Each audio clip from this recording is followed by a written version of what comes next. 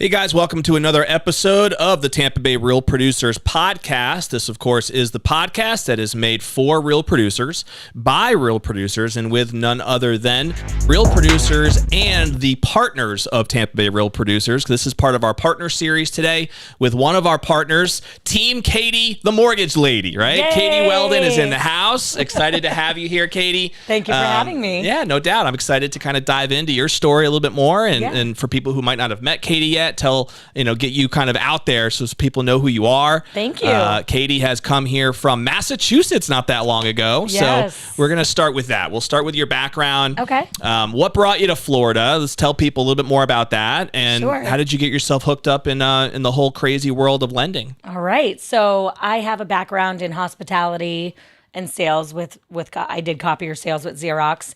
My father was a real estate agent, and he still is actually. And so I kind of got recruited by a local bank. They said, hey, we love the skills that you have. We're looking to train someone from the ground up. And I said, why not? Mm-hmm. I was about to get married that fall. I knew I wanted to have kids, and I thought this could be great for flexibility, right? To kind of be working around my own schedule. I can be at a soccer game if I want to in the future. So I thought now's the time to make this type of change. And it wasn't what I expected at all. But it was far better than I could have ever imagined. So this was in Massachusetts, this was right? in Massachusetts for a local bank there. And when did you get started? It was a little over 10 years ago, July of 2013. Okay. And they just trained me from the ground up. And I had roots in the community. So I just was very active in our local realtor association, did a lot of volunteering with them, was business partner director, very involved in committees, and just really sunk my teeth into the real estate community there. Yep. And just formed partnerships very naturally. Mm-hmm. And it has grown from there. It's been kind of a crazy How long ride. did it take you to realize this is cool, I actually like this business? Probably 3.5 years. Yeah, it was at first. So it wasn't overnight. No, and it started off where they kind of gave me this guarantee, and I was not earning the guarantee, and I'm like, how do people even make money in this business? Uh-huh. I just didn't see it yet. I didn't see just how much potential there was in the mortgage industry, and there's other things I think they learned from training me because I was the first trainee they had. There were things that I needed to know to be successful that they didn't realize were part of it, I guess. Yeah. So it was a lot of soul searching and a lot of stuff on my own. I hired a coach to help me learn and how to interact with realtors and what's the best way to do things and what are your templates that you use and stuff like that. Nice. So you invested in the program in your business. Yeah, and that helped take me to the next level for sure. And then I also partnered with a couple high producers when I went to a mortgage company, mm-hmm. which was awesome. That was a little over 6 years ago. Mm-hmm. That's really what took me to the next level too, is being around people who produced more. Sure. Because I didn't realize that was possible in the smaller setting that I was part of, because mm-hmm. They didn't do as much volume. They couldn't handle as much volume. That wasn't what they were setting out to do. Yep. So I partnered with two badass mortgage ladies mm-hmm. At a small mortgage company in Massachusetts. And that's really where the growth started kind of exploding, which was awesome. And it's been 6 years since I partnered with them. I've moved companies about 5 years ago. And I have so much support. I treat it like my own business, mm-hmm. even though I work with a company. It's great to have the partnership and the support in the background, the resources of a bigger company, but still be able to treat it like my own and be so mobile. And the company is Total, is that right? Total Mortgage. Total Mortgage. Yep. They're national? They are almost national. I think 48 states they're licensed in. They're more of a regional company. They're really based in New England and have roots in Florida as well. Mm-hmm. So they started building in Florida a few years ago. And I kind of moved to Florida on a whim. It was a little bit crazy, if you will, but I started coaching as well as doing mortgages probably a little over 2 years ago. Coaching lenders. Coaching lenders, mm-hmm. coaching real estate agents. So really my partners, because my goal was to coach them and help them grow their business, because in turn that would grow my mortgage practice. Makes sense, yeah. So that was something I really started loving doing. And I was attending all these events in Florida. And every time I had to attend an event, let's say it's a 2-day event, I'd be gone for 4 days. 1 day before, 1 day after. Right. Got to enjoy the weather while you're down here. Yeah. Right. And just to get settled and not feel rushed around. So I realized if we lived in Florida, I wouldn't have to travel as much. And I love traveling, but I have a 9-year-old and a 3-year-old, and I missed them. And my husband too, I missed him, and I wanted to be around them more often. And so I just got this vision of, I think Florida would be a great move for me. And I went to school at UMiami for 1 year, and it was a great year, but I ended up back at UMass for financial reasons. And I just always felt the calling to come back here. And so that's what I did. We moved in March. You guys just pulled the plug and came on down. We just sold our house in Mass and just moved down. And everyone thought we were a little nuts, and that's okay. All the greatest ideas are a little bit nuts, right? They are. They definitely are. Yeah, because my family was this area, all there. like Tampa Bay. I love this side of Florida. So I always thought I would end up in Delray or Pompano Beach or Boynton Beach, somewhere around there. I have a best friend who lives over that way. And then I came to this side. I had a couple events in Clearwater, and there was a certain energy about it that felt so much more like home for me, that I just said, oh my gosh, this is great. Yeah. You know, we're in Ruskin, Florida now. We were in Wesley Chapel right before that. But we're so close to everything. We're close to Tampa. We're close to St. Pete, close to Clearwater. Yeah. You know, we can go to Sarasota. I can go to Naples or Orlando. They're all within driving distance. Yeah. So I really wanted to pick a place where I could travel very easily or attend large events in an easy way. So I kind of tried to pick some place in the middle of all those things. And you still have a team in Mass, right? Oh, yeah. Most of my business actually is still in Mass, and I have a team up there. So if someone wants to meet locally, there's people who can meet in our office in central Massachusetts. We have roots in Connecticut as well. We do a lot with the state housing programs there. Yep. And we are licensed to do the state programs in Florida as well, which I got my license when I moved down here.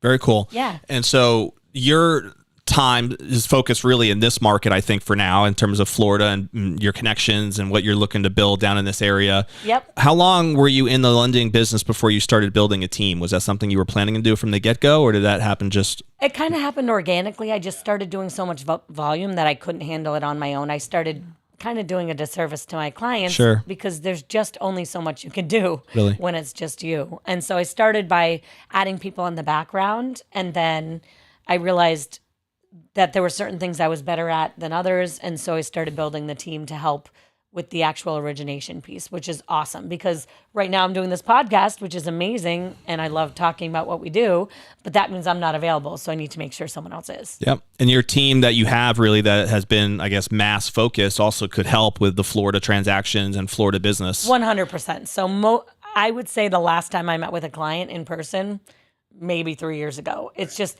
and we have people who can meet with them in person, either down here or up there, but that most people do things electronically. They don't actually want to meet. Right. Because they're busy with their schedules. They're calling you after work. They don't want to drive somewhere. So I find clients actually appreciate how easy it is to work with us electronically and virtually. Yeah. And I'll do a Zoom with someone if they want to see me. Like I said, we have options for face-to-face. It's just not the norm. Ever since COVID, our business pretty much went 100% online because we had to at that point. Makes sense. We all had to there for a little bit. Up north was a lot more strict too. Yeah, no doubt. You know, you guys opened up a lot. We still believe in freedom down here a little bit. Yeah, thank you. And that's another reason, right? There was a lot of reasons that, or a lot of, I guess, compensating factors to moving down here. That was one of them. What's your experience been like since you got down here? In terms of the transition and trying to get the business off the ground and getting your network flowing and so all that. I truly haven't done tons with my business down here yet. I just moved to Ruskin on Monday, and so I didn't know where I was going to end up, and I didn't really put down roots yet till I knew that. So now I'm hitting the ground running. But I've made a few connections here and there, but I haven't really tried much either. Right. So I'm really looking forward to getting involved in the community and doing a lot with the Greater Tampa Association of Realtors. I'm going to be volunteering with my daughter once a week. We're trying to figure out where to volunteer. So if anyone out there has volunteer ideas in Tampa with a young child, that would be great. Yeah, we could definitely hook you up with some agents that are very active in various things. Yeah, because we're homeschooling now that we moved, and part of our kind of homeschooling track, or I guess she's going to have a course in volunteering, kind of getting back to the community, and that's something I want to do with her. Because it's just... And we met your daughter on her birthday.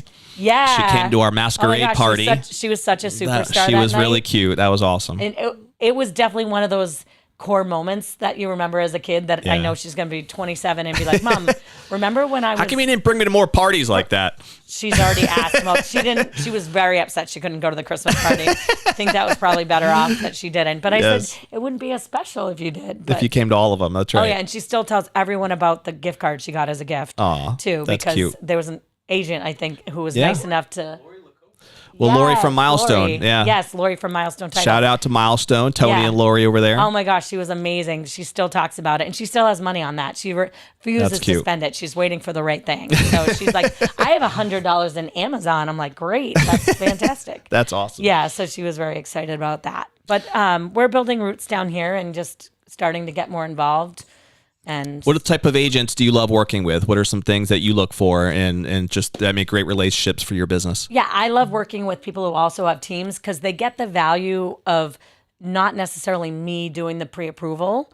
I love working with new agents as well, but they get used to me and they want me to handle everything, and that's not how we do business. Sure. I get involved if I need to. I'll get the second set of eyes on it on my own time, but we're efficient as a team because we have multiple members. And so those are the types of agents I love to partner with because they see the value. They understand that. Yeah, they see the bigger picture too. There's a lot of little things we can help coach their teammates on, or I should say the people who are underneath them, their newer agents that they're bringing on. There's a lot of little pieces, especially with words, that I focus on with new agents. Like the word if, for example. That's a big one that new agents may use. Like, oh, well, if you work with us. It's like, no. When you work with us. Right. Yeah, little things that a new agent would never even think of. Setting the right expectations. Yeah. Do you still do coaching? I do, yes. I still do coaching. I have a group on Facebook called the Katie Collective that I go live in once a week and just give little tidbits. And then once a month, I do a class. So I just started this group less than a month ago. So my first class is... So if you're seeing this live, I guess before this is released on the podcast, I have a class coming up this month about 7 steps towards creating your ideal day. Nice. Yeah. So it really for any entrepreneur, it sounds like. It could be for any 100%. agent, any business owner. Is that even a mom who works a corporate job who's just trying to figure out how to manage that. It's all great skills that anyone can implement, whether they work a 9-to-5 job or even a stay-at-home mom who just has a vision of more that they want to do. Yep. Those resources would be great for them too. Most of your clients agents? Yes, most of my clients for coaching have been in the real estate sector. Cool. Yeah. And is it generally group-based coaching or individualized? I've done private one-on-one coaching and group coaching as well. I'm going to be launching. So the point of this lesson that I'm going to be teaching is just to get the information out there. But if people want a little bit more, it is going to be leading into 7 ways to create your ideal life. So it's going to break down, instead of the ideal day, how do you really break down your schedule as a whole to create a life? Look, Katie. Oh, I love it. I didn't even think of that. But might need to be a book. I don't know. Okay, well, a book is on my agenda for this year, so this is I think great. you have your title. Okay, I love it. That's definitely sellable, I would imagine. Oh, thank you. Yeah. See? Oh my God. Oh, I can leave now. That was it. There Thank you go. Boom. Now you got your idea. Yeah. I just was featured in a book called Messy Messages from Millionaires, which was awesome. Yeah, you gifted that to us. We appreciate it. Yes. Awesome. Well, I haven't read it yet, but it's on my list. Okay, good. Yes. It's just really easy, digestible pieces. And that's what I plan to write with the book too, is, okay, how do we break this down so it's really easy for someone to digest and implement? Right.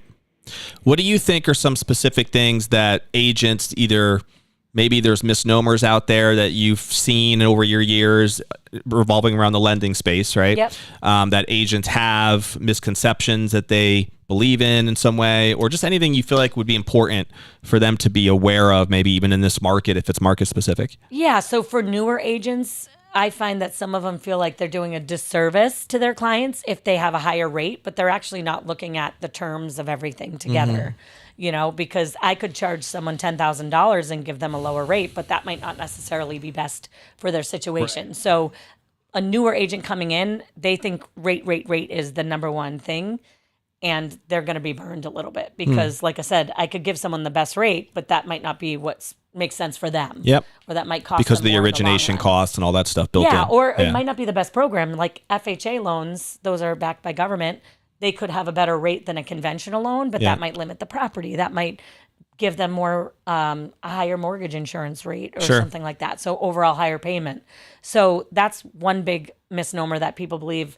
okay, well, if I can offer a lower rate, then that's a better lender. Not necessarily. You know, I do believe you want to find a competitive lender because some are more competitive than others, but rate should not be the focus because that's not, we take a really consultative approach because we want to make sure that we're putting our client in the right position for the long term. And so some of them, let's say they have a lot of money up front from the sale of a house, but they're really worried about affording the payment. There's a balance of making sure they have enough reserves left for things that come up with the house, because if that payment is a stretch and now they're not saving, Right. they're not going to be able to fix the house or pay for the house if something comes up. Right. And so I'm always looking at a balance of those things based on their situation. Makes You know, sense. we want sustainable home ownership. I don't want someone calling me in 6 months saying, Katie, I can't pay my bills. Who do I call? What do I do? Right. And so when you say rate should not be the main focus, is there something else that you think should be the most? Is it the consultative approach that you just described that you feel like I is think the? so. We focus not only on what they're approved for, but also what's comfortable for them. So I actually don't tell people what they're approved for until they tell me if they're budget conscious. Some people aren't. Some people, it's like they don't care what the price of the house is. It's more finding something that fits their exact needs. And so that's just a question I start with. Is budget really important to you monthly, or is that something that's not as big of a deal? Right. You know, some of my clients don't care, and it's really about making sure the house is worth what they're paying, right? They might not want to pay $5,000 a month, but for the right house, they would. Right. But I have other clients, especially first-time buyers, and it's like, I can't afford more than $2,500 a month. That is where I'm maxed out. That's where I feel comfortable.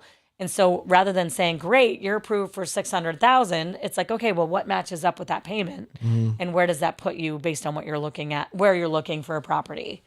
It's something really small, but I can't tell you how many agents I've seen post in like a real estate mastermind group, and they're like, why aren't lenders telling people the cost of the house before we're under agreement?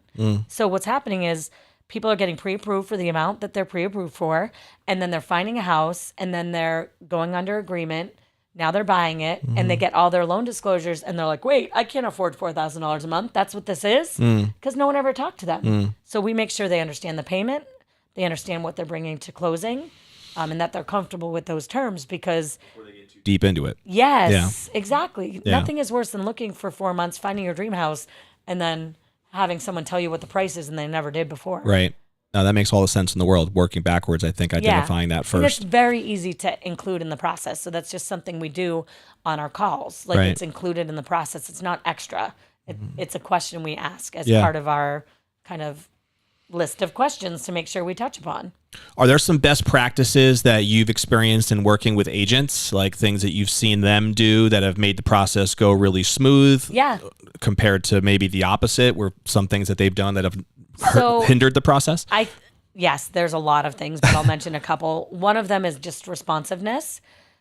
I feel like everyone thinks, oh, well, this is my personal time, this is my work time, and I totally get that. However, my belief in what's made me successful is just responding as quickly as I can to at least set up a time to go over it. So obviously right now I'm in a podcast, I'm not answering my phone, but after I get out, I'll get back to people and I'll schedule a time. So let's say I'm on my way to church. Obviously I'm not going to necessarily take a call with a client, but I will text them back and be like, oh, let's talk about this. Are you available at 3:00 today? Or what's your schedule like tomorrow? If Sunday is my day to have just with my family, and I'm trying to minimize, and I'm not saying that's how I do business, but I totally understand that balance. If people have those days, Don't they leave people absolutely hanging or wanna just show- wondering. Yes. Right. If they have those days that they want to themselves, absolutely, I'm all for it. But I do believe that just by being responsive, you will retain a lot more clients, and you will get a lot more clients, because what happens is everyone's used to something so instant right now. You know, you go online, you apply on Rocket Mortgage, and you get a pre-approval in 10 minutes, right? So if they message you and you're not responding, they're messaging someone else. Yeah. And if you are already working with them and they message you and you don't respond and it takes a while, they're thinking about working with someone else.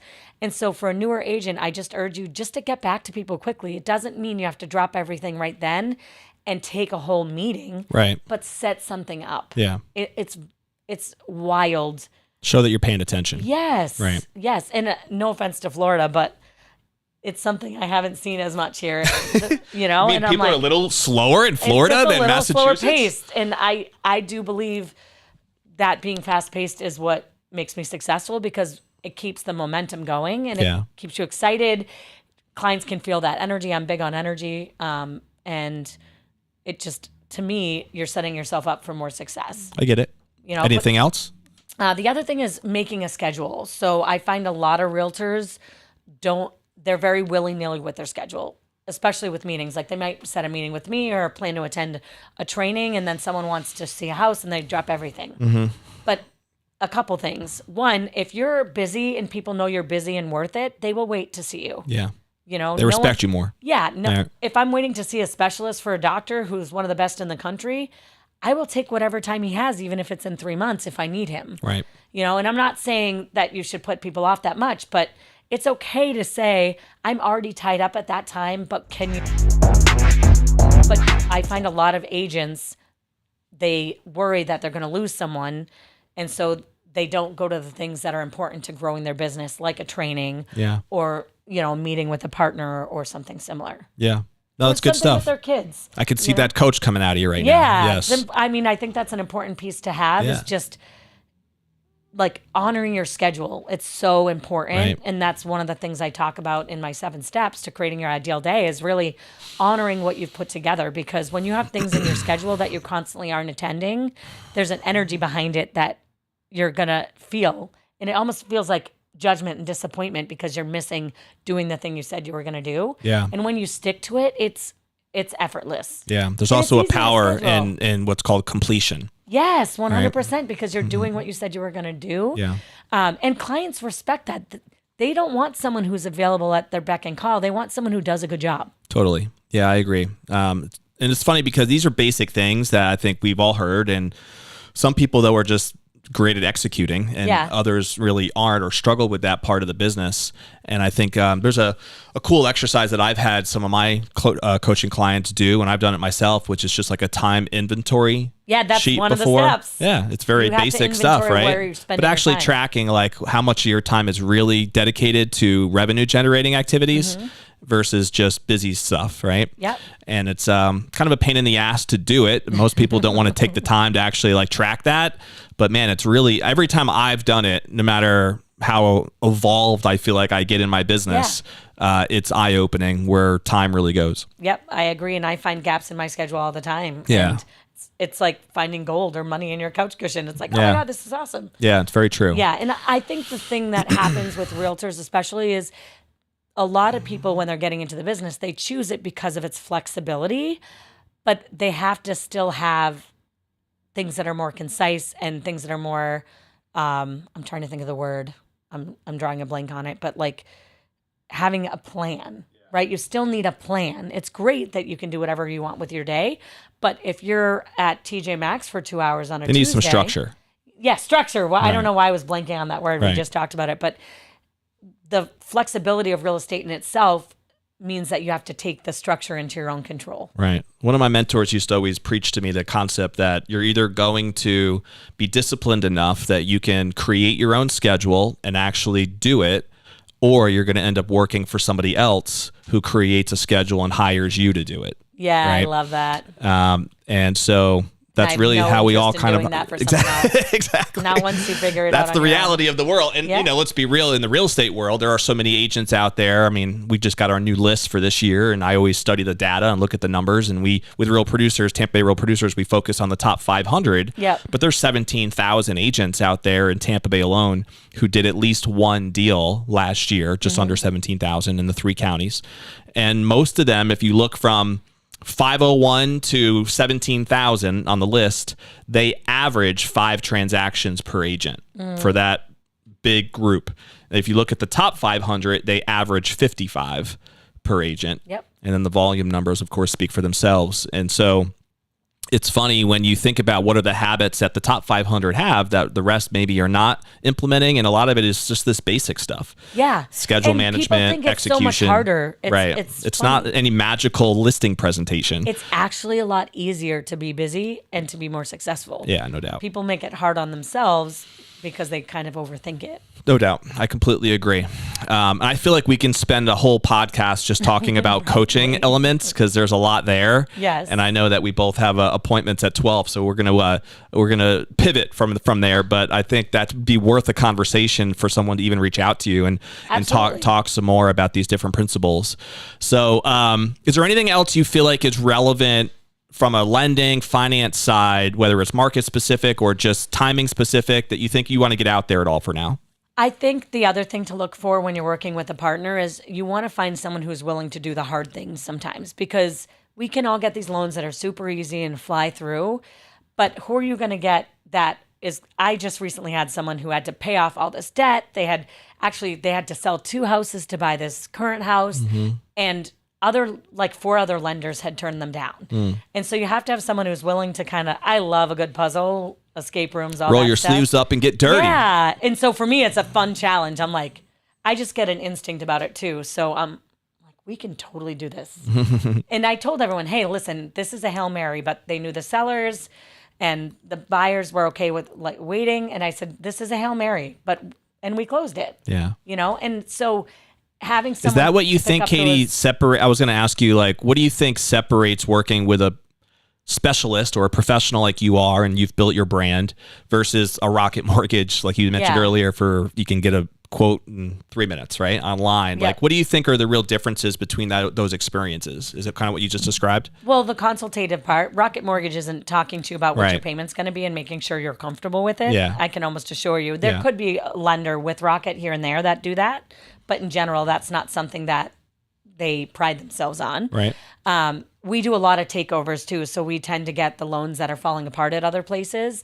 So if any realtors out there, I'm going to put a shameless plug a little bit. If you have a deal falling apart with another lender, it got that far for a reason.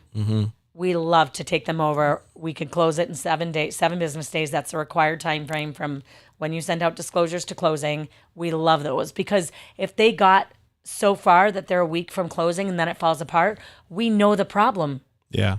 And I'll know within 24 hours, less than that, can we take this over and revive it? Yeah. And so many people let those fall People apart. don't underestimate how many deals do fall apart. I think that's a number people don't. And everyone thinks it's okay. I don't know how factual this quote is, but from what I've been exposed to, I've heard as many as 50% of deals never make it to the closing table, right? Fall apart at some point. Yeah, and it's mind-blowing to me how many sellers agents don't say, can we get a second opinion on this? Because what do you have to lose? 1 day of making sure that there's nothing else you can do? Because I can tell you, I've sometimes had those clients come to me after and they're like, we were under agreement on a house, but we couldn't buy it because of this. And I said, that wouldn't have been an issue with us. Right.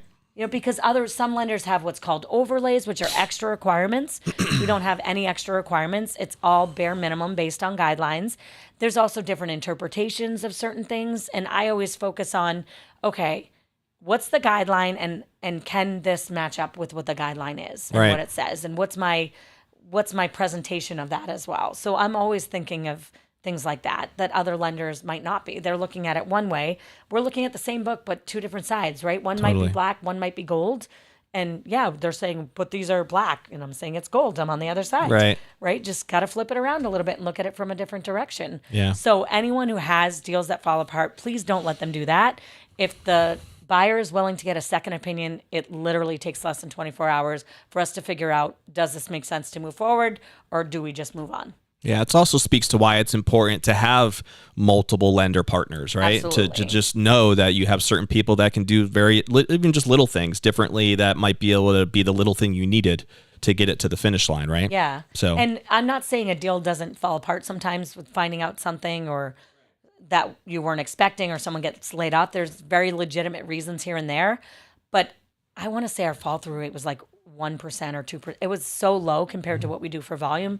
It doesn't make any sense to have this many in the marketplace falling apart. Yeah, no doubt. Well, there's no shortage of people that are out there offering lending options. So I can understand why, if you're talking to someone who might not have all the options at their disposal. And then if you don't get a second opinion, it is what it is, right? Yep. So I want to transition to tell the audience a little bit more about just who you are personally as well for the time we have remaining. Sure. And so for people, again, who maybe don't know you yet, get to know you a little bit better. What are some things that you just love to do, hobbies, interests with your kids, with your family? What do you got? Are you enjoying Florida now that you're living down here? Yeah, What keeps you busy? Florida. So I've been doing a 2-mile walk a day. I'm working on my health journey right now. So I started with 1 mile and then did 1.5 miles, then 1.5 miles and 2, rotating now up to 2 a day, which is awesome. I post on Instagram just a selfie of me kind of walking through my neighborhood. I have a fitness coach who helps me as well. So that's been a huge part of what I do right now. We're homeschooling our daughter who's 9. And we have an au pair who's helping with that, which has been really fun. We homeschool as well. Week. I know we talked about that. Yeah, she's loving it. We're using Excelis Academy right now. And there's a lot of different out there that we're checking out, but that's one she loved the most. So we're starting there. And it's just really fun to see her be so excited about something. She was creating circuits the other day, and she's like, "Mom, check out this circuit I made." I don't remember the last time she came home from school and was talking about how exciting something she learned was. So it was nice to see. Does she like living in Florida now? She loves it. Does she? Yes. Yeah. Doesn't miss Massachusetts much, huh? No, we haven't done much swimming lately. This is not the time of year to really miss Massachusetts. It's a little chilly up there. It has been chilly right now. It has been. But it's not Massachusetts chilly. But no, it's not. It's not Massachusetts chilly. Yes. We just got, our old house just got 17 inches of snow last week. Yeah, they got hammered recently. I'm like, put that on the list of things I do not miss about Massachusetts. So, so we love that.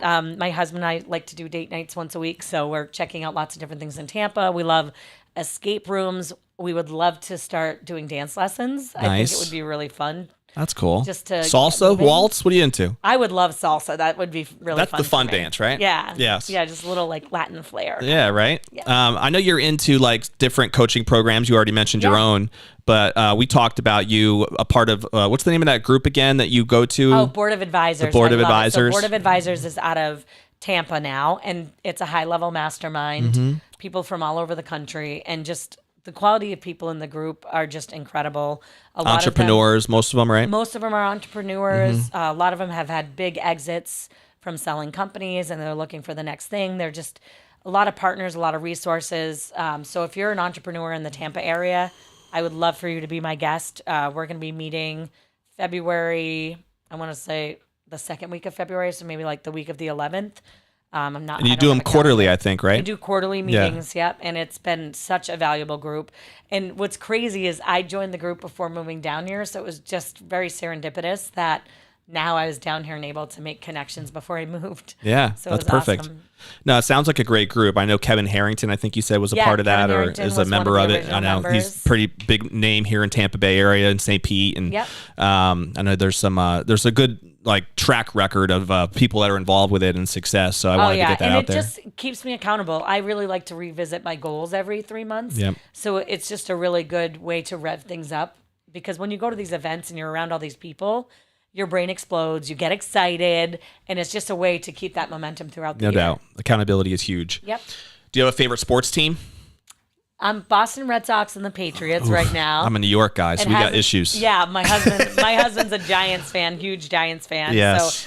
So that's why I like him. I know, right? Yeah, we have some work to do, but I like him. Hey, I grew up in Massachusetts, huge Pats fan. I respect that. I get it. We watched the games all the time, and it's you have any thoughts on Bill Belichick on now after 24 years? I think it's the right move. I think everyone or most people would agree with that. Yes. You know, every season has its end. Yeah. And I think 24 years is a long time. I think actually maybe a little too long. Yes. The last couple of years have been a little rough up there. Yeah. But, and I mean, they just announced their new coach this morning, I think, actually. Oh, really? I didn't Mayo. see who it was. They brought one of their I'm assistants. not like a diehard fan. I like to watch it on Sundays right. with a bunch of appetizers, laughing and just like having a good time. So the way to get to your heart, though, is the Massachusetts sports teams are still in the blood. Still strong. It could change. I know. And I was a huge Tom Brady fan just because how can you not be a fan? Well, there's a lot of fans here in Tampa of his too. That and makes he was sense. on the team I love, and he just, to me, he's a true example of like the fact that you don't need to be born into a certain set of skills. Totally.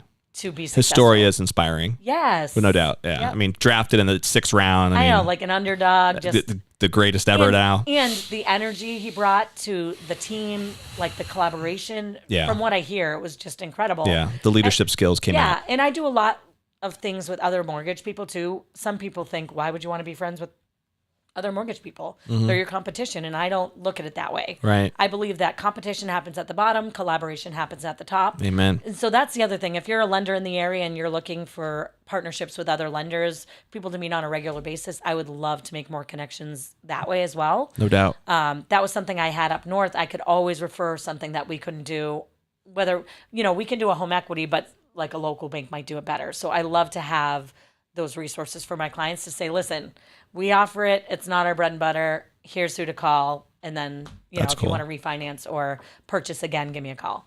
Well, we believe in collaboration here. There's no doubt about that. Yes, you do. Very much part of our culture with Real Producers. Yep. Amen to that. So a couple rapid fire things as we put a bow on the episode here for you. But do you have a favorite book or author or seminar that has made a huge impact on you? Yeah. So one, the Hay House. Hay House is a publisher. So they have a lot of books. Mel Robbins, Jim Quick are some of their authors. Gabby Bernstein. I went to their convention in Tampa this year and it changed my life. And the reason was I asked a question in the audience. I said, what's the difference between your intuition and your ego, basically talking? And they said, your intuition will come back over and over again. And I personally think it's God speaking to me as well. But what came to my mind is, you want to quit drinking, you need to quit drinking. And for me, drinking, I didn't have necessarily a problem with it, I guess, according to society standards. But for me, it wasn't serving me any longer. And so I quit drinking that day, haven't drank since. That was May 19th. So that would be my favorite event. I would hands down recommend it to anybody. There was a lot of little nuggets I take, but for me, that was life-changing. And then the best book, I can relate to that. I committed to that this year. You did? For 2024, Oh yeah. my gosh, congratulations. Yeah, no doubt. Same love a thing. good I don't mocktail. feel like I had a problem with it, but I just didn't think it was serving me. So I figured. And I felt like I did it randomly even when I didn't want to. Like, Right. if I was at the masquerade party, I would have normally been drinking. Right. Out to lunch with a realtor, I would have had a drink. Yeah. So there was just a lot of times I drank that necessarily, it's not that I did or didn't want to. I just felt like that's what you do. Yeah. So it's been an interesting transition. But my favorite book is The Power by Rhonda Byrne. She wrote The Secret. So I recommend you read The Secret first and The Power next. But it talks about how, so the whole point behind The Secret is, are you acting kind of as if, right? So for example, I was reading The Secret when I met my husband, and before I read the book, I was sleeping in the middle of the bed, which sounds silly. I was single, whatever. I slept in the middle of the bed.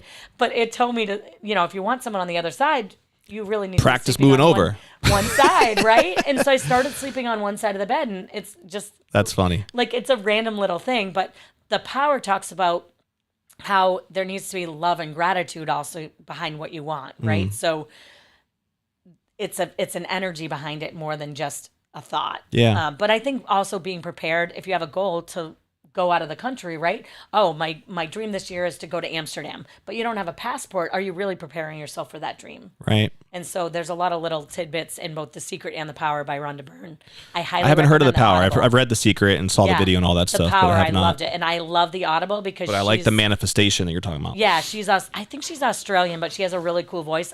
Some people love it. Some people hate it. I love it. I love her voice. I could listen to her all day long. Very cool. Yeah. I love it. Thank you. All right, we're out of time, but I want to ask you this last question in terms of, I always think it's fascinating to kind of have a perspective where you think about what you'd want to be most remembered for, right? The legacy question is how I phrase it. So, when your lending time is done, whenever that may be, hopefully many, many years from now, whether it's professionally, even personally, like what do you think matters most to you, Katie, in terms of what you would want to be most remembered for? So I thought about that question, and it's hard to put into words, but what I think of is, let's say people were at my funeral. I want everyone to have like a core memory of me. And what I mean by that is this one moment with me that changed their life. Oh my gosh. I remember this one time I was sitting with Katie and she said this and it absolutely changed Or this my coaching call or this other thing that But you were I want invited that, to. Like I truly want that with everyone I interact with. That's neat. Yeah, I like that. Yeah. Because those It's a are the little experiences is what we really do remember, right? Yeah, I And want to have that impact where someone says, I'm so grateful to have known Katie. That's awesome. Yeah, I love that.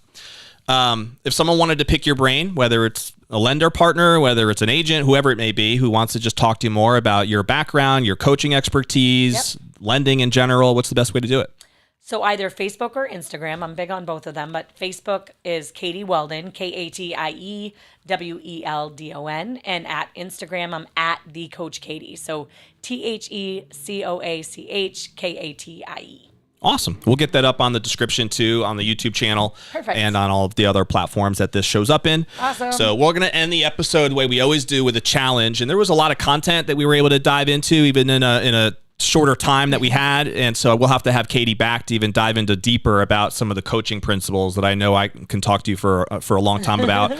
But maybe there's one thing that you heard today, whether it's, do a time inventory checklist, focus on being able to identify your, I wrote down, what was it? Being responsive, right? The responsiveness tip that Katie shared, or possibly it's more about just committing to your schedule. Or maybe you just need to look up one of the books or the seminars or something that Katie brought out there. But if you don't take the time to actually take an action step, a lot of times you're going to forget whatever insights you might have had from watching this live stream or watching the podcast. So I encourage everybody to take one action step that can move you forward professionally or personally based on this conversation today. And if you do that, then I promise you, then this time would be worth it that you invested in the podcast. So we will, of course, see you on the next episode of Tampa Bay Real Producers. Stay classy. We'll see you there.